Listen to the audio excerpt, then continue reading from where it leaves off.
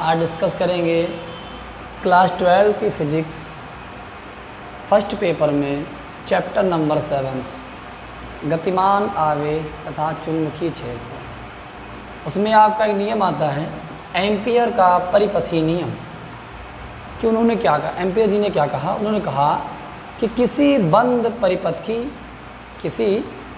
परिपथ की सीमा के अनुदिश चुंबकीय क्षेत्र वेक्टर बी, क्योंकि चुंबकीय क्षेत्र एक सदिश राशि होती है, इस वजह से वेक्टर हम लगा देते हैं। तो वेक्टर बी का रेखीय समाकलन पथ द्वारा घिरी नेट धारा आई का, यानी कि पथ द्वारा जो घिरी धारा होती है उस आई का μ0 गुना होता है। फिर इसको गणितीय रूप में लिखा गया है close integration vector B dot dl vector is equal to μ0 I। अब आइए इसको हम प्रूफ करते हैं कि किस तरह से ये आया इतना। तो यहाँ पर हम बनाते हैं उपपत्ति।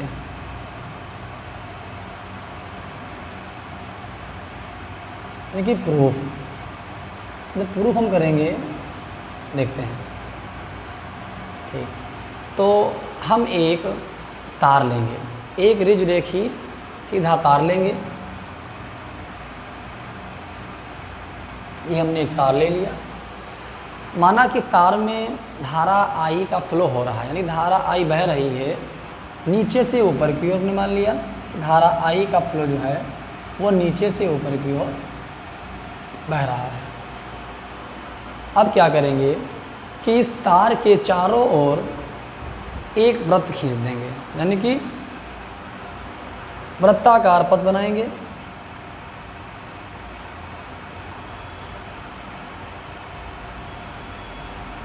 ये हमने ऐसे बना दिया वृत्ताकार पथ। अब सभी को मालूम है कि अगर कोई वृत्त होता है तो उसका एक सेंटर होता है। तो सेंटर, उसका सेंटर कहाँ होगा? चूँकि तार के चारों ओर वृत्त खींचा गया है, तो इस वजह से जो इस वृत्त का सेंटर होगा, यानी केंद्र होगा, वो इस तार पर होगा। मान लिया ये है O। ओके। अब इस तार से मान लिया कि R दूरी पर, हमने ऐसे मान लिया R दूरी पर एक बिंदु P है। इस बिंदु पर हमें चुंबकीय क्षेत्र ज्ञात करना। तो इस पूरे यानी कि वृत्त पर एक हमने छोटा सा भाग लिया dl। अब क्या करेंगे कि आपको मालूम है कि जो कोई सर्कल होता है यानी कि वृत्त होता है, तो मान लिया कि बिंदु P पर जो चुंबकीय क्षेत्र का परिमाण होगा वो आपका हो जाएगा B is equal to μ0 I upon 2πr।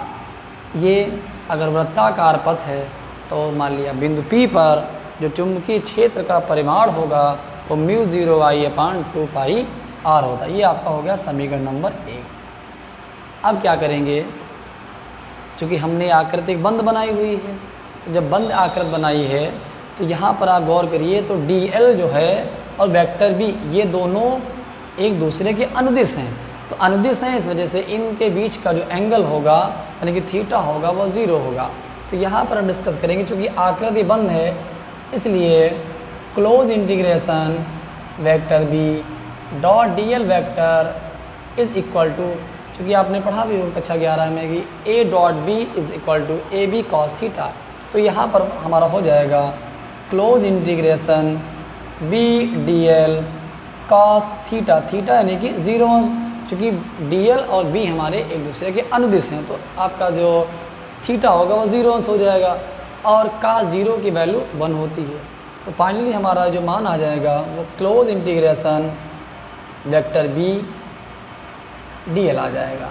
अब क्या होगा, b हम बाहर निकाल लेंगे तो क्लोज इंटीग्रेशन dl। अब चूँकि dl क्या है, एक लघु पार्ट है, छोटा पार्ट है, लेकिन जो क्लोज इंटीग्रेशन dl है वो पूरे वृत्त की लंबाई है। तो मान लिया कोई अगर वृत्ताकार पथ हो, अगर उस पर एक चक्कर हम लगा दें तो एक चक्कर में हम 2πr दूरी तय कर लेते हैं, जो कि वृत्त की परिधि कहलाती है। तो हम लिख देंगे संपूर्ण वृत्त के लिए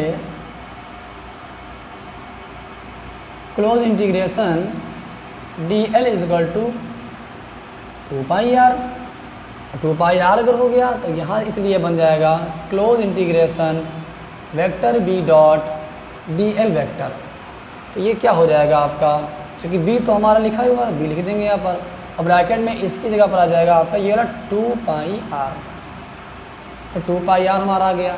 अब क्या करेंगे, समीकरण 1 से हम यहाँ b का मान डाल देंगे, तो लिख देंगे तो क्या करेंगे कि समीकरण 1 से b का मान डाल देंगे तो हो जाएगा close integration vector B D L is equal to B का मान क्या है, μ0 I/2πr। ब्रैकेट में लिखा गया है 2πr। तो 2πr से 2πr आपका फिनिश हो गया।